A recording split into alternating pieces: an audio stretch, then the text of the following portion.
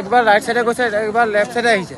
তাক বচাওঁতে ইয়াত আপোনাৰ পাব্লিকো আছে, চাই আছে, ইয়াৰ মানুহ দোকানৰ মানুহখিনিও চাই আছে, গোটেই পাব্লিকে চাইছে গাড়ী, সৰু গাড়ীখনৰ ভুল, ঠিক আছে। এইফালে যদি চিধা মাৰিলেহেঁতেন গাড়ীখন পূৰা খতম হৈ যায়, তাক বচাব যায় কিনে আমাৰ নিজৰ গাড়ীখন খতম হ'ব। এই আপুনি আন পাব্লিককো সুধিব পাৰে, পাব্লিক চব ইয়াত থিয় হৈ আছে। গুৱাহাটী যাব লাগিছিল ন? ইটানগৰ যাম আমি।